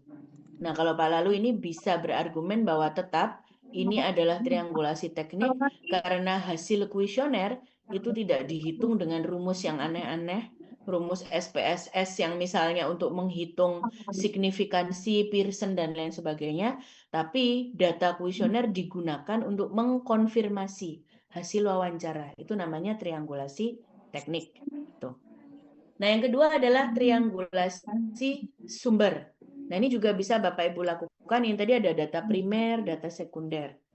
Misalnya data primernya guru BK, gitu kan? Guru BK menangani kenakalan. Data sekundernya anak-anak yang diwawancara karena dia sudah SMA, sudah lebih dari tahun. 3 misalnya. Nah, jadi guru BK, Bu, bagaimana cara menangani kenakalan remaja? Oh, kalau saya melakukan A, B, C. Nah, anak-anak wawancarai. Benar kalau guru BK itu melakukan A, B, C? Oh ya, Bu, betul. Nah, dari dua sumber yang berbeda, guru dan siswa sama-sama mengkonfirmasi hal tersebut, itu yang namanya triangulasi sumber. Kita mencari data dari aneka sumber yang berbeda dan melaporkan kesamaannya. Gitu. Lalu yang ketiga adalah triangulasi data. Jadi tadi triangulasi teknik pencarian data. Yang kedua triangulasi sumber. Yang ketiga triangulasi data. Triangulasi data ini gimana? Misalnya kebijakan kepala sekolah mengenai tata tertib. Nah, kita tanya ke Pak Kepala Sekolah, Pak, ada nggak sih kebijakan mengenai tata tertib dan lain sebagainya? Oh, ada. Apa ada dokumennya, Pak? Ada. Nah, ada dokumennya, ada kebijakannya, ada kertas-kertasnya. Ini kan dua data yang berbeda. Data interview dan data dokumentasi. Ini namanya triangulasi data. Apakah ketiga triangulasi ini bisa digunakan bersama-sama di dalam satu penelitian? Jawabannya sangat bisa, sangat boleh. Tapi kalau mau salah satu saja nggak apa-apa. Misalnya penelitian kita ini penelitian studi kasus gitu ya. Karena namanya studi kasus, maka kita ini menekankan pada triangulasi data. Karena ciri khasnya penelitian studi kasus itu adalah kita memotret satu fenomena dari angle yang berbeda. Ya angle interview, ya angle observasi, angle dokumentasi juga. Jadi kayak ada satu objek tapi kita potretnya dari atas, dari depan, dan dari belakang. Nah, itu namanya case study, melihat sebuah kasus secara utuh. Tapi kalau penelitiannya itu hanya wawancara saja, cuma yang diwawancara itu orangnya beda-beda. Nah, itu biasanya namanya penelitian itu narrative inquiry. Dilihat di situ dari kata-katanya itu naratif, udah gitu aja. Jadi ini pakainya triangulasi sumber. Yang kita lakukan wawancara saja, tapi yang kita wawancara orangnya banyak macam-macam. Bu, apa boleh digabung? Saya ini juga mau wawancara orang macam-macam, tapi juga mau mengumpulkan dokumentasi, mau mengumpulkan observasi juga, boleh, enggak apa-apa. Nanti di bab 3, berarti Bapak Ibu harus nulis bahwa kami melakukan triangulasi teknik dan juga triangulasi sumber. Misalnya kayak gitu. Nah, jadi triangulasi itu ada itu yang gampang itu ngingetnya. Pokoknya kalau teknik itu cara mengumpulkannya yang macam-macam. Kalau sumber yang ditanya yang macam-macam. Kalau data bentuknya yang macam-macam. Ya, 3 itu aja. Boleh pakai salah satu, boleh nanti semuanya. Oke. Ini nanti tugasnya saya kasih contoh dulu Bapak Ibu. Nanti interview itu bagaimana sih instrumennya, ya. Nah.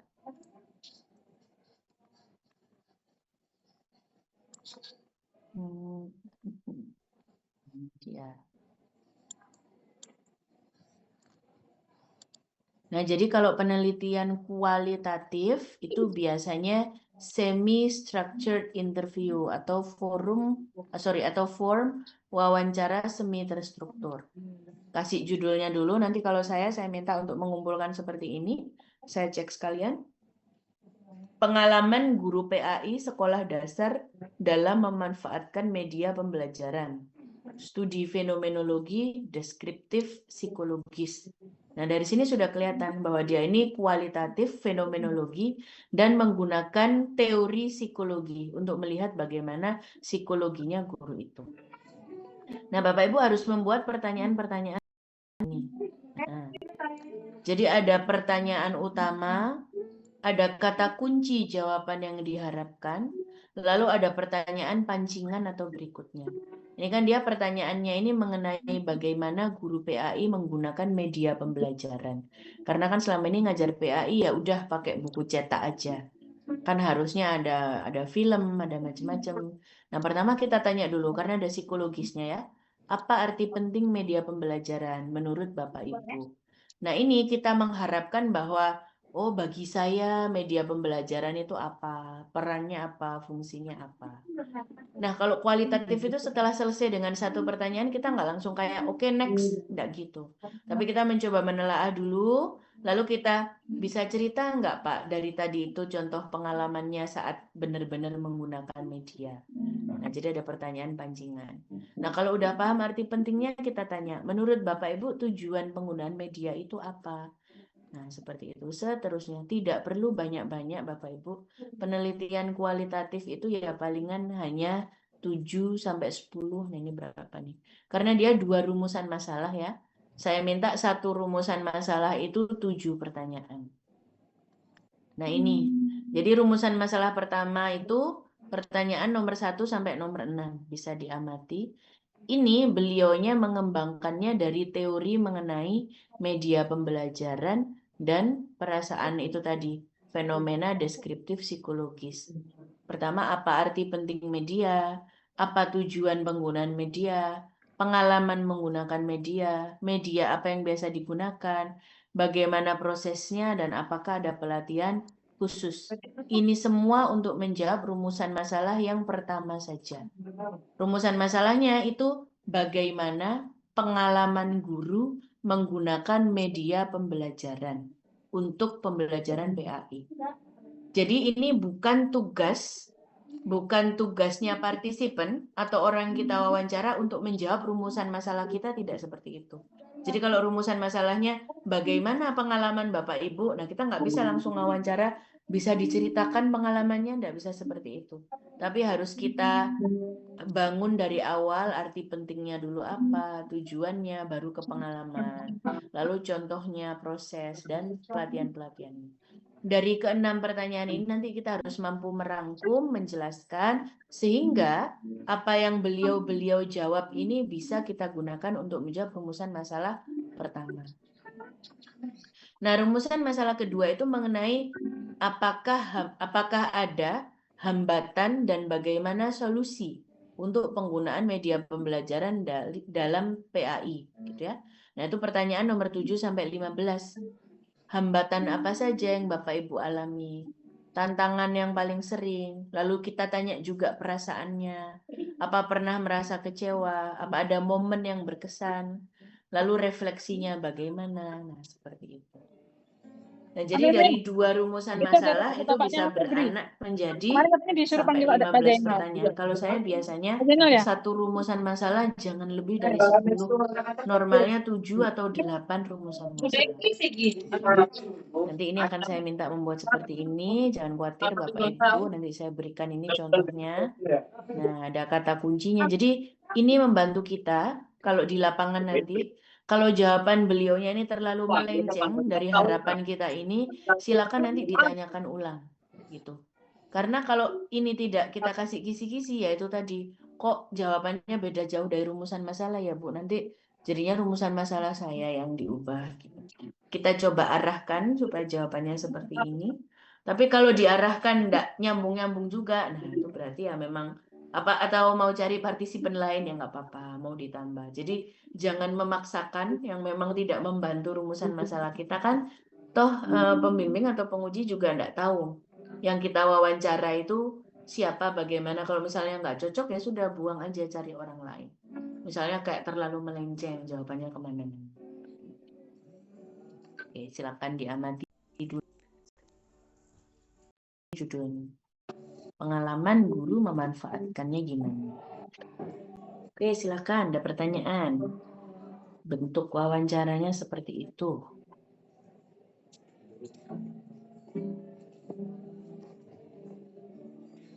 Bu Ria ngapunten mau bertanya.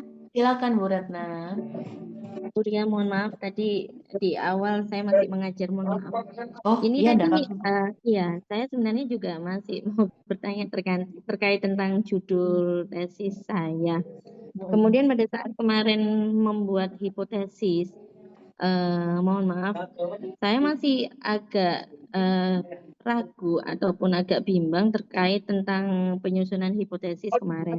Pada saat saya mencari informasi-informasi, kemudian selain di hipotesis itu terkait tentang metode penelitian, Inginnya kan memang pengembangan itu kan masuk di R&D itu ya Bu ya.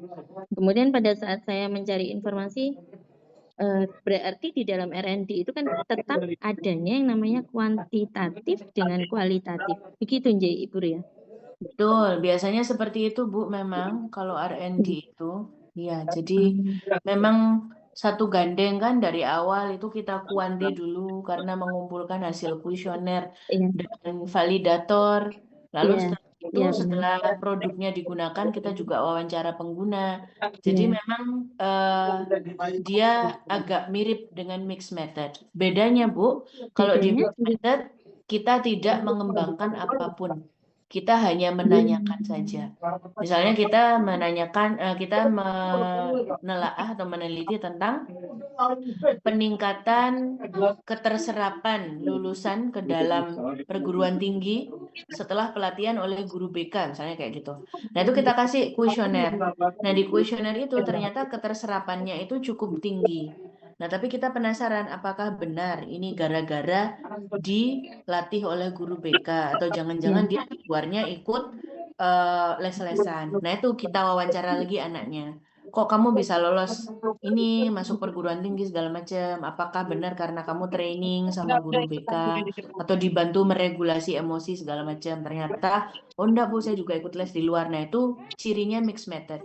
Jadi kita ini hanya menanyakan sesuatu, lalu Iya. setelah itu kurang jelas, maka kita mengkonfirmasi dengan cara yang lain. Gitu. Nah, tapi kalau R&D itu ada produk yang dihasilkan. Kalau tadi kan tidak ada produk ya Bu, cuma nanya-nanya aja. Dan penyebabnya apa? Tapi kan kalau R&D itu sebenarnya jenis lain atau jenis yang lebih fancy daripada PTK. Kalau PTK kan kita tidak butuh validator. Kita ini melihat kok kelas saya ini sepi ya kalau diajar pakai buku. Minggu depan saya coba deh pakai komik sama video YouTube. Nah itu kan nggak butuh validator. Kita tinggal cari video YouTube yang bagus atau pakai komik. Oh ternyata nilainya naik. Itu PTK. Tapi kalau R&D kita lihat Ya. anak-anak ini kalau belajar sejarah kok nggak tertarik ya. Coba saya bikin kartu bridge untuk belajar Ya. sejarah. Nah, kartunya ini kita tanyakan ke ahli bridge. Nah, itu R&D. Jadi bedanya Oh, seperti baiklah. itu. Ada produknya pokoknya. Iya, iya. Jadi ini sudah jelas karena kemarin saya masih agak bingung antara mixed method dengan R&D. Oh, Karena iya. inginnya menghasilkan suatu produk games, kemudian kita gabung dengan video pembelajaran.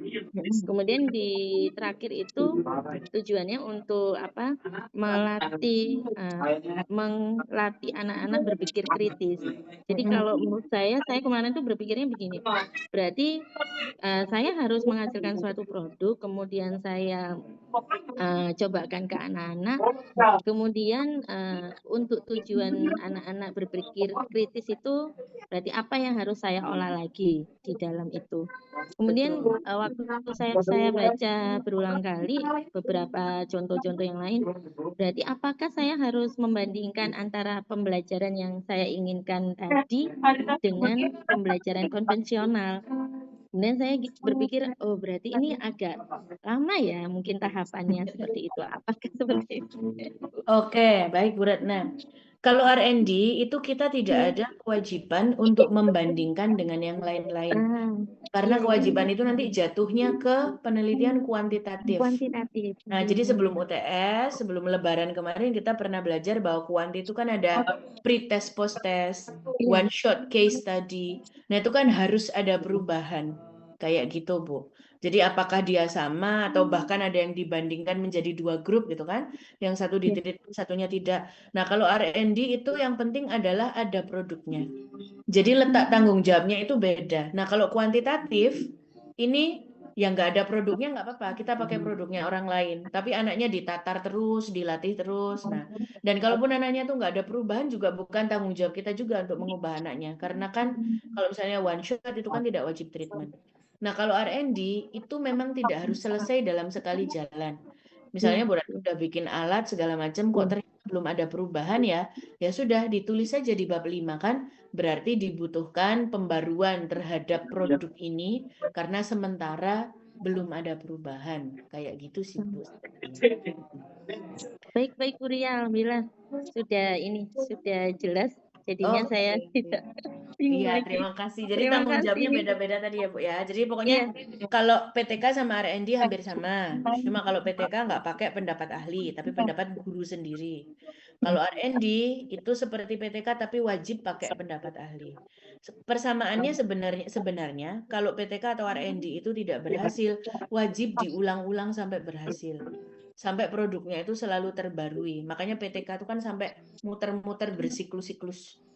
Nah, begitupun dengan R&D. Tapi kan kalau ini waktunya mepet 3 semester, ya saya rasa ya nggak mungkin seperti itu. Tinggal ditulis saja di ruang lingkup dan batasan. baik. Iya, Terima kasih, Bu Ria. kalau kuantitatif boleh. Sami-sami. Boleh pakai produk orang, kuesioner orang. Seperti yang ditanyakan Pak Lalu tadi ya. Jadi wajib menggunakan kuesioner yang sudah ada. Kalau enggak, nanti jatuhnya jadi R&D. Kayak gitu. Oke, terima kasih. Silakan yang masih ada pertanyaan.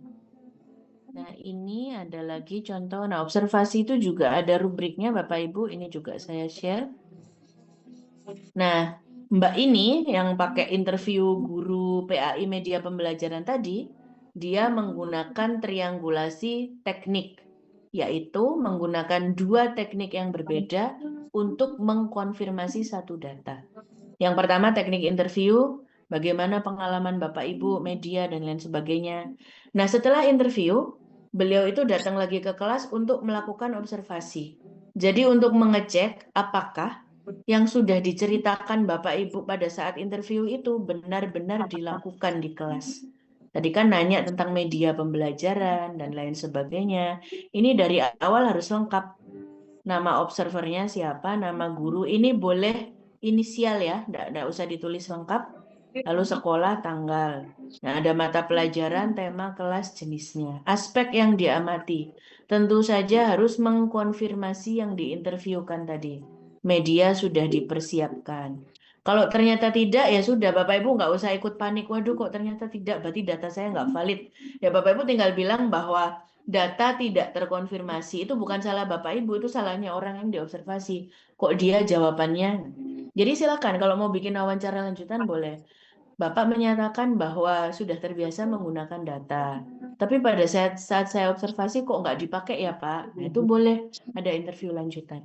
Tapi di sini yang perlu Bapak Ibu perhatikan adalah yang aspek yang diamati ini sangat mirip, sangat mengkonfirmasi apa yang ditanyakan pada saat wawancara tadi. Medianya ada, relevan, dia menguasai, dia mengintegrasikan, siswanya antusias, nah ini mampu mengatasi hambatan. Kalau tadi pas di interview dia bilang, saya nggak mampu mengatasi hambatan, ternyata di sini juga tidak, boleh tambahkan catatan singkat. Ternyata pada saat lampu mati, guru tidak mempersiapkan media untuk backup, gitu ya. Jadi kalau Bapak Ibu ini saya yakin pasti sudah mempersiapkan, itulah hal-hal yang terkadang tidak kita sadari karena memang udah bakat jadi guru gitu ya. Jadi selain ngajarnya udah bergantung pada LCD, kalau lampu mati, nah kita ini kan harus berpikir cepat. Wah nggak jadi nonton film ini, anak-anak harus diapakan. Nah itu kan strateginya guru tuh bagaimana seperti itu. Nah ini semua sangat mirip dengan yang tadi. Kalau misalnya 10 ini ternyata masih kurang, nah ini silahkan ditulis di sini. Deskripsi situasi pembelajaran, kesan terhadap penggunaan media bagus atau tidak, dan lain sebagainya. Catatan kejadian khusus.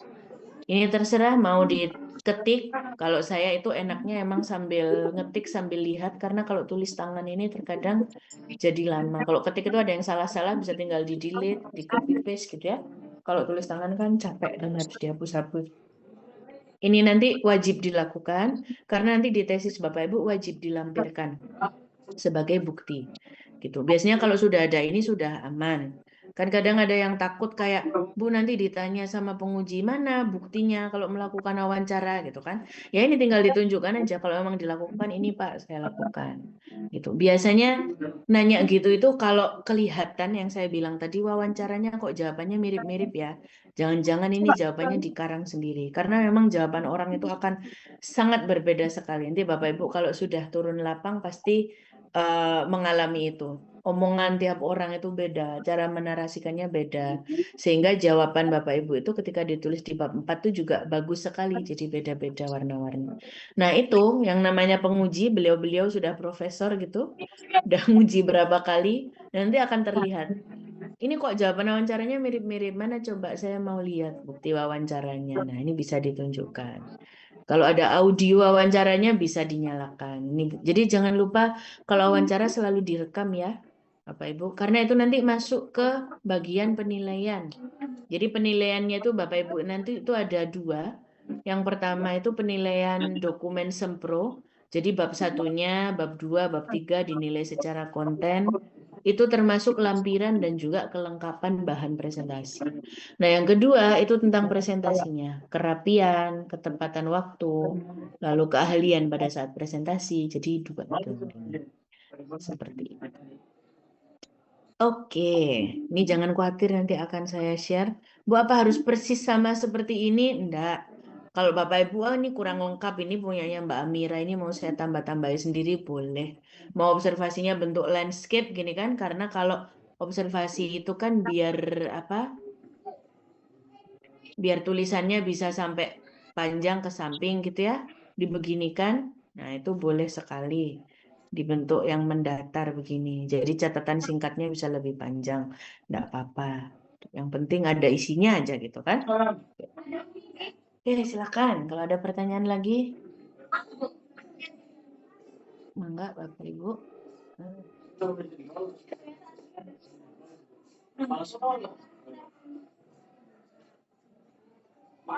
Yang dengan saya dan Pak Budiono, insya Allah besok kita pertemuan 9 ya. Masih saya baca-baca dulu.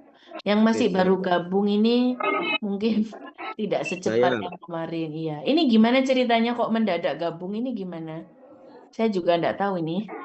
Itu Ya, kita juga enggak paham. Kita Oh juga gitu. enggak paham. Itu dari Kapolri. Ada perubahan jadwal, Bunda. Oh gitu. Tiba-tiba Iya. diserang Iya, ada lagi. perubahan. Itu Oke. itu memang berbeda gitu, Bunda, dari Betul. Kalau menurut saya kayaknya Pak Kaprodi itu baru sadar kayaknya. Karena pengalaman pengalaman semester yang kemarin-kemarin itu bimbingan saya itu biasanya 8 sampai 10 orang. Nah, 5 orang pembimbing satunya saya, 5 orang pembimbing 2. Jadi memang tinggal ditukar-tukar gitu loh. Nah, ini saya lihat loh kok berbeda gini dan saya harus ngajar 2 kelas di waktu yang sama gitu kan. Jam 10 ke Pak Budi, jam 10 juga ke Bu Arina. Ini gimana ceritanya? Kayaknya Pak Agus baru ingat, oh ini. Ya alhamdulillah berarti ya, oke. Iya, Bunda. Oke. Tapi ini kalau satu kelas ini, insya Allah kita selalu satu rombongan. Jadi maksudnya yang pembimbingnya Bu Nurul dan Bu Arina, nanti pengujinya saya. Tapi yang pembimbingnya saya sama Pak Budiono, pengujinya Bu Nurul dan Bu Arina. Biasanya tinggal nuker gitu aja. Gitu. Jadi silahkan dipersiapkan gitu ya. Oke, nah ini kita masih ada waktu. Sebenarnya ini untuk dipelajari sendiri. Jenis kualitatif itu ada sebuahnya ini Bapak Ibu. Oke, ini yang naturalistik ya, dia natural apa adanya gitu ya. Ini etnografi. Jadi ketika tadi saya bilang interview itu sebaiknya, kalau saya mewajibkan malahan karena waktunya Bapak Ibu cuma 3 semester gitu ya. Jadi tidak usah mempersulit diri sendiri. Karena sebenarnya ada interview yang namanya unstructured interview. Jadi interview tidak terstruktur sama sekali. Itu biasanya adanya di kualitatif yang naturalistik, etnografi, grounded theory. Nah, seperti itu. Etnografi itu misalnya Bapak Ibu nggak punya guide apapun, nggak punya pandangan apapun, cuma tertarik saja dengan keseharian orang suku anak dalam, misalnya kayak gitu. Jadi Bapak Ibu langsung ke situ selama 6 bulan, mengikuti kegiatan mereka, mengobservasi, memotret, dan juga mewawancara. Nah, nanti itu dilaporkan, tapi nanti dia ini berat pada saat analisisnya, karena baru mencari teorinya belakangan. Biasanya yang sudah berani naturalistik, etnografi ini kan ya yang sudah profesor-profesor yang sudah memang ahli di bidangnya gitu. Tanpa dia punya rumusan masalah, tapi kan beliau sudah sampai sangat menguasai teori itu ya, tinggal terjun saja ke lapangan dan mengamati.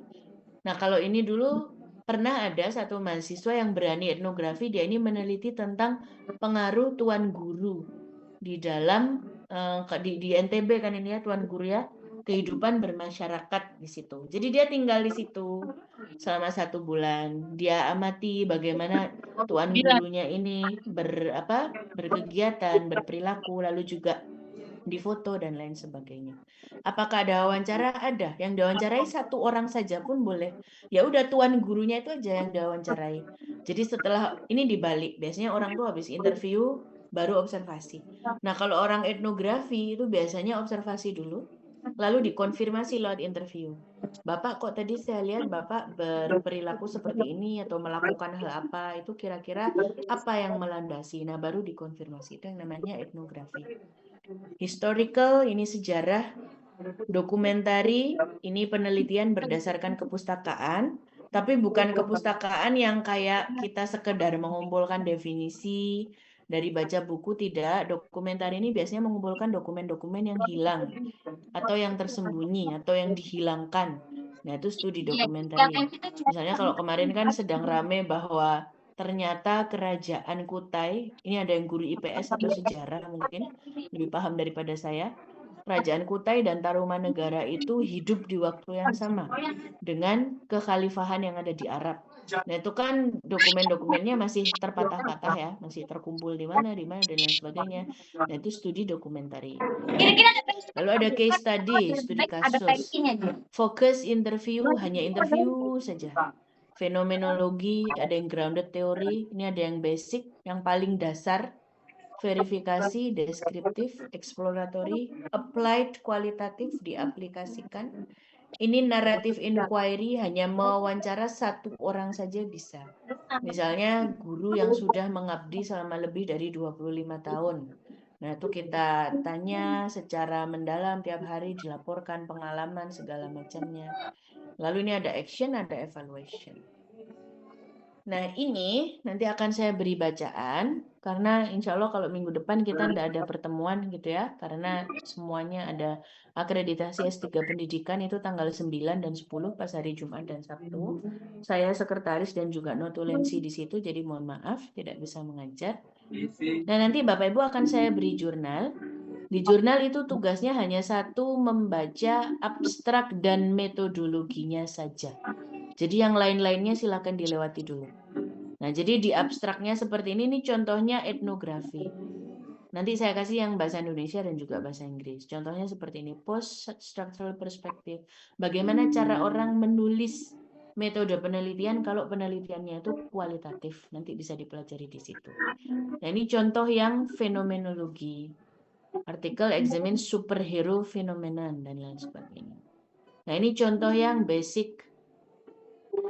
Ini dia karena berkelompok, saya juga kaget waktu baca ini. Beliau ini menginterview sampai 108 orang. Gitu. Jadi bisa dibayangkan betapa capeknya. Nah, tapi ini kalau dikumpulkan langsung tembus Scopus gitu ya. Ini di Afrika, di Tanzania. Gitu. Nah, di sini nanti insya Allah baru kita bahas 2 minggu kemudian elemen-elemen data kualitatif itu apa saja. Tapi untuk lebih mudah memahami ini, maka Bapak Ibu saya wajibkan, nanti saya kasih jurnal. Tidak akan saya kasih tahu dia ini apakah termasuk naturalistik, historical, case study. Ibu baca abstraknya dan metodenya, lalu ditelaah ini masuk kualitatif jenis apa. Lalu dijabarkan apa. Gitu ya. Tidak usah dikerjakan di PowerPoint, tidak perlu juga ditulis, ini hanya akan diskusi pada saat pertemuan kita 2 minggu berikutnya. Didiskusikan di awal, sehingga ketika kita masuk ke elemen-elemen data kualitatif, itu nanti dibahasnya jadi lebih nyambung gitu, karena dasarnya. Sebenarnya seru sekali penelitian kualitatif, apalagi kalau kita ini orang yang sangat science ya, lagi duduk di alun-alun ngelihat orang aja kita udah bertanya-tanya, kok bisa ya orang itu kayak gitu. Nah, sebenarnya apapun itu tuh bisa menjadi penelitian kualitatif sebenarnya. Mau selebgram model apa itu bisa dijadikan penelitian kualitatif gitu ya. Kemarin ada lucu yang adik S1 tuh penelitiannya kayak model flexing nih.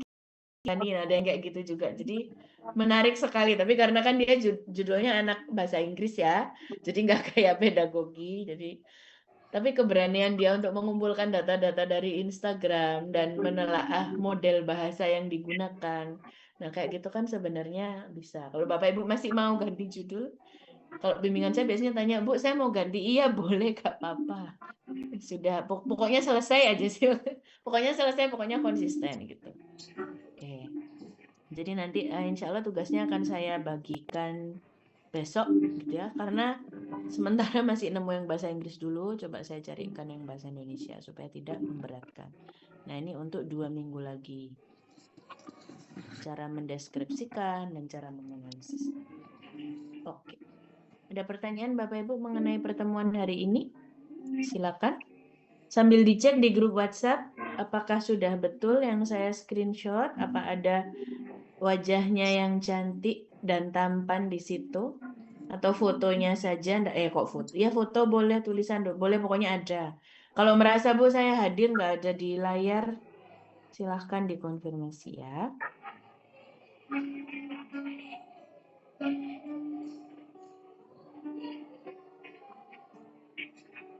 Oke.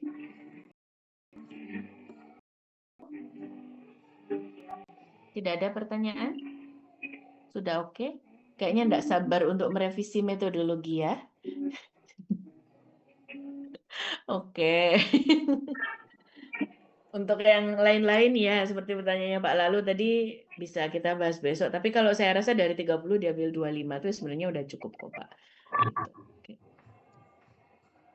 Saya cek di Ibu, chat. maaf mau bertanya. Silakan Bu Fitri. Tapi ini berkenaan dengan judul saya, Bu. Kemarin belum ini ya, belum fiksasi, terus Oke. belum atau tidak. Nah, ini jadi saya ganti judul, Bu.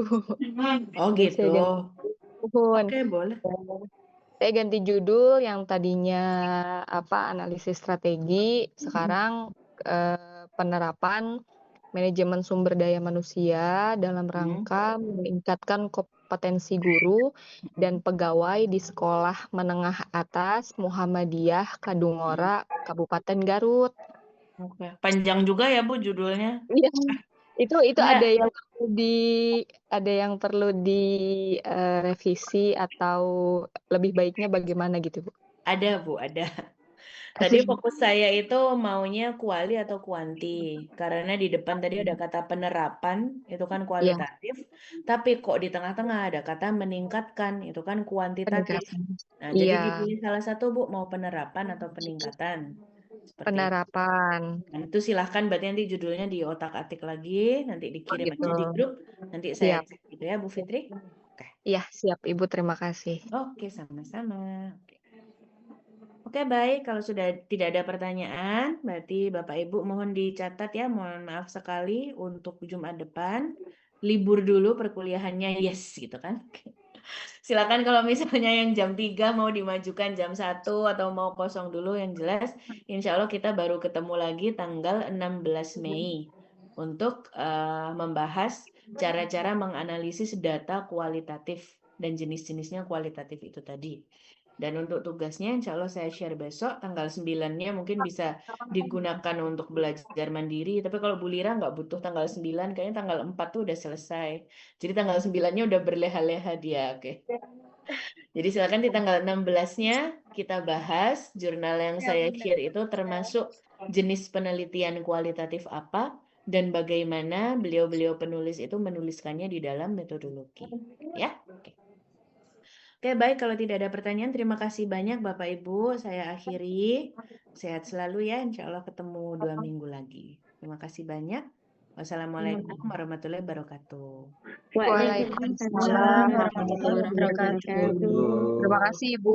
Terima kasih.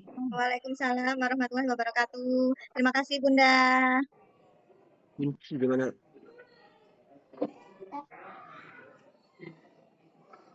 Waduh.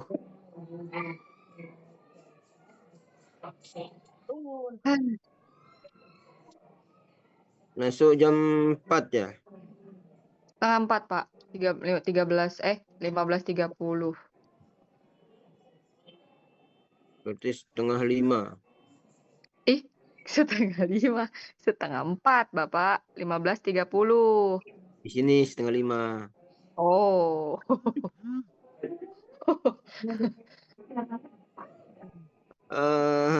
Tadi itu kalau nggak salah dengar peningkatan tuh kuantitatif ya? Meningkatkan kuanti. Oh, meningkatkan. Kalau peningkatan, Nah, itu dia, Pak.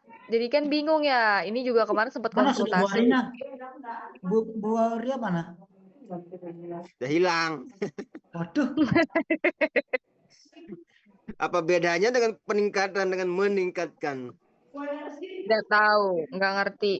Makanya sama tadi Pak Bu. ditanya soalnya Bu Riyama gitu suka kayak waktu itu kan pernah konsultasi sama judul yang sebelumnya sama katanya ibu mau fokus kemana? Hah? Waktu ditanya mau fokus kemana, bingung kan dia kan saya soalnya kan kita ngambil 2 variabel. Kodamnya. Dan keluar ya. Assalamualaikum. Iya Bu, waalaikumsalam. Ini dosennya sudah datang.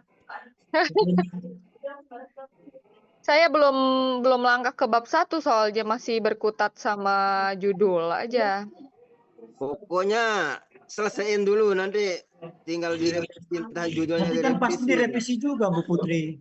Saya Ya, belum tapi belum Pak- ada yang fix. Tapi selesaiin aja dulu lah. Iya sama. Pokoknya saya mah kerjain dulu sekarang juga nggak ini. Cuman saya mikirnya gini, kalau di tanggal 16 itu harus ke Malang, saya HPL aja tanggal 18 Juni. Jadi nggak mungkin ke Malang, misi berojol di jalan. Online berarti Bu. Makanya terus kemarin sempat ke Kaprodi, sempat tanya, tapi belum ada jawaban konkret. Lihat nanti saja jam tanggal berapanya gitu kan. Pindah Ya rumah Pak udah sakit. pasti Pindah rumah sakit. ya salin. udah pasti saya nggak bisa Pak, intinya kan gitu.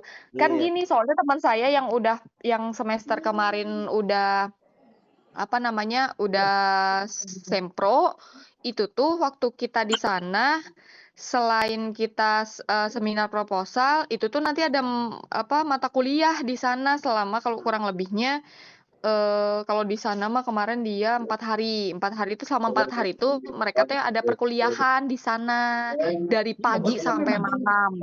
Memang Bu. Jadi online yang 2 kali itu dirangkum di sana. Dirangkum jadi 1 hari. Iya. Yang kita biasa 2 hari di sana jadi 1 hari. Jadi cuma 4 hari. Jadi ketatihnya 2 minggu pertemuan. Makanya mahal karena beli tiket pesawat itu makanya Iya. Mahal tiketnya, mahal juga ilmunya kalau sampai nggak datang kan lebar gitu. Saya bingung gimana ya.